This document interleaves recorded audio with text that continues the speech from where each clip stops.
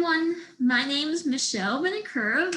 I'm on my professional pages, I'm known as Exceptional Self-Advocate and also an advocate for people with disabilities through my experiences as a paraprofessional and a new incoming role as I become a registered behavior technician. So excited to say that because I grew up in New Jersey before my family and I moved to Florida. So it's been a while since I've done these guest interviews, but yeah, so I'm very excited to come back and do these guest interviews again. And I have a special guest with me on here, Timothy R. How you doing, Timothy? I'm doing good, and you? Doing well. I'm doing well. So would you like to share a little brief story about your journey as an advocate? I grew up with many challenges through my childhood and adolescent years, and I did many things to overcome my challenges.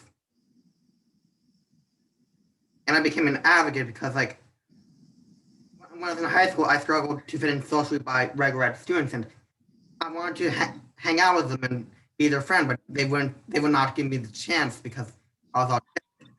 And I was very depressed, and I didn't like how it felt to be excluded.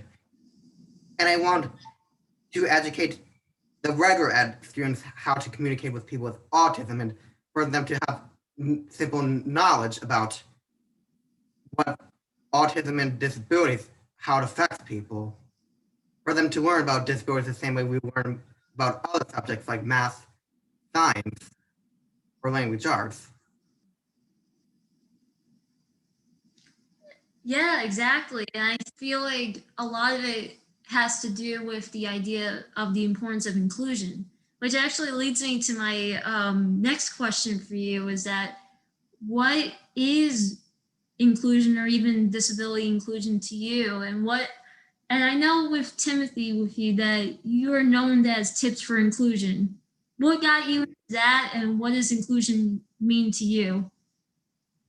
Inclusion means that when people who don't have disabilities, when they take the time to know people with disabilities, like when people without disabilities give them a chance to like join their conversations, have their phone number, or to hang out at beaches or restaurants. And inclusion, for the most part, can also mean employing them to jobs and paying them the same amount of money that everyone else does. Exactly. Exactly. And it's just definitely in the world today that we are getting a lot better with it, but there's definitely more work that still needs to continue in terms of giving people opportunities. Like just to share a little bit of my perspective, what happened, as I said that I'm becoming part-time, I'm becoming a registered behavior technician. And that's because of this ABA company, Full Spectrum, is helping individuals on the spectrum gaining employment and especially helping like I know from just to let you know a little bit about me that I am in college pursuing my bachelor's in ABA. So so through this company, they found out about me pursuing my college degree in that field, so they wanted to help. So this is comes an example here that, and as you mentioned, Timothy, that a lot more places still need to work on with inclusion, from schools to the workforce, anything like that. It's just, there's still a lot more work, and these kind of examples here, I hope that a lot more places will continue to include people with disabilities.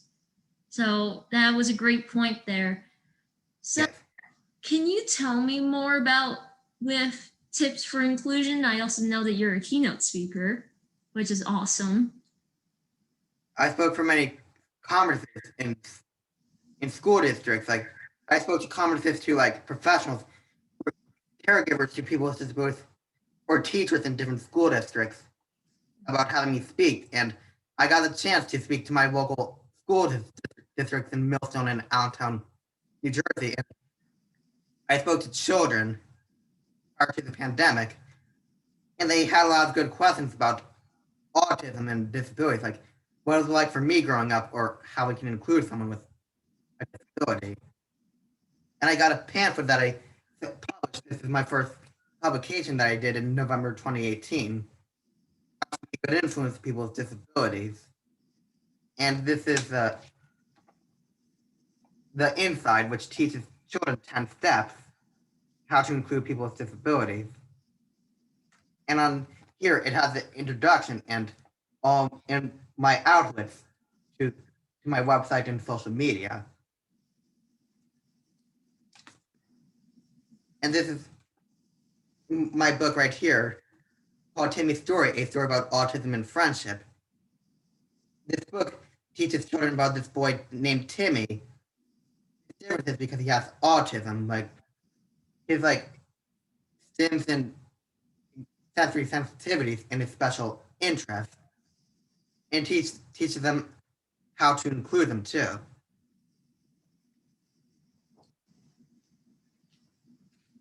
This is the first page of the book. I did all the pictures. Wow, that is awesome. That is so cool. What actually, let me ask you this now that you mentioned with your book. Like, what inspired you to create your first book? Because that is awesome to like be able to share from your. It does tell a lot from your perspective too, but just like what inspired you to create your first book? Because we need to educate children about autism and disabilities. And I had a lot of spare time when the pandemic hit us hard, and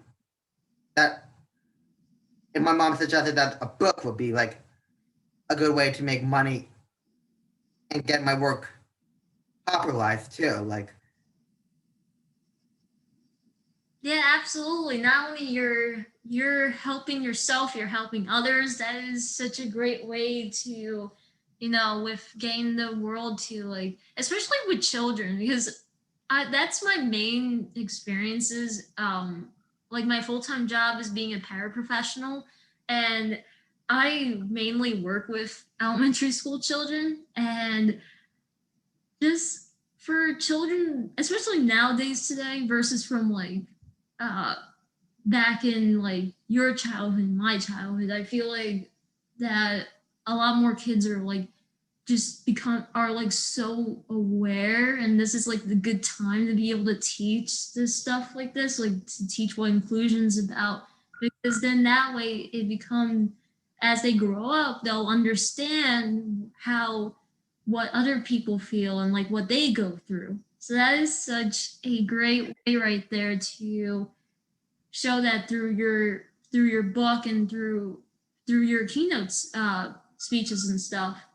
And I know you create content on YouTube as well. yes, So can you tell me? I have YouTube videos for it too, and I made videos that are teachers that people can buy too, like about inclusion of people with how to include people with disabilities. Like on YouTube, you can watch them for free, but you have to pay for teachers to pay teachers. And I have other resources on teachers pay teachers, not just videos. I have posters and worksheets on there too. My YouTube channel name is Tips for Inclusion, the number 4. Very good. Very cool.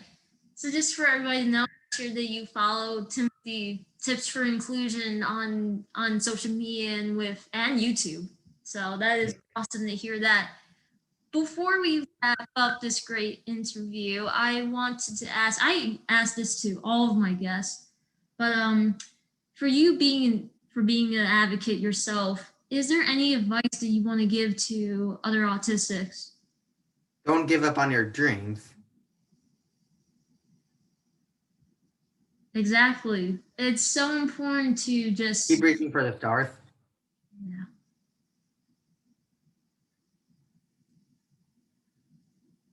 Is there anything else you want to give, or is that your main advice? Uh, We teach people with disabilities how to communicate with others. They spend hours going to speech therapy or social skills sessions being taught how to communicate with others, and that helps them like improve their like what they talk about with other people. But when they mask their disabilities, like they're still socially excluded by the regular ed population, and instead of just having to teach the disabled people how to communicate with others, schools need to start teaching the regular ed students how to communicate with them.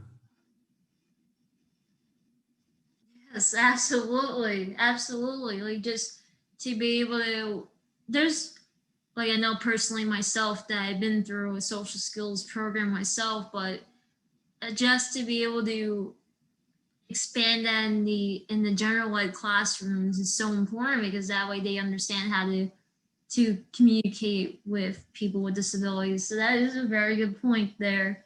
And And great advice too, because like people shouldn't give up on their dreams of what they want to go for. Use your interests. That's the thing that a common theme that comes across is using what your special gifts are, your talents, your skills and everything and just go for what you want to go for because it is possible. It is possible. I'm working my way towards that with working in the ABA field. I know with Timothy, you are doing what you're doing as to okay, being a keynote speaker and advocate. So that is awesome to hear. and I want to be more than just an advocate. I want to be the Martin Luther King to like end ableism against people with disabilities. That is awesome. I like that. I like that a lot. That is so cool. Very cool. Like the term ableism is the ism against people with disabilities, like in which people favor like able-bodied or like non-disabled people over people with disabilities. Right. Absolutely. Like just the idea in general, like to, and it ties back with the idea of inclusion that like where it's not 100% about the disability, it's more about the person. Yeah. About just including just the person themselves beyond their disability. You know what I mean? So Yes. that's like the idea that I'm seeing here from what you're talking about. And it's so important and more important than ever. So, is there anything else you want to say before we wrap up? What I hope to happen is for schools to actually like put in the curriculum to teach regular ed students how to communicate with people with disabilities, like, and for students to do work about learning about disabilities and its symptoms itself too, like teach them in health classes.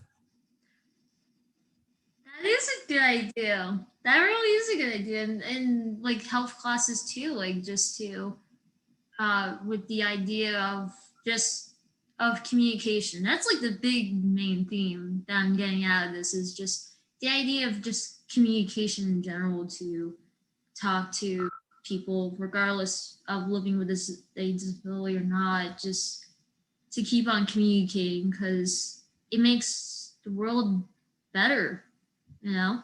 So, and just learning to understand each other.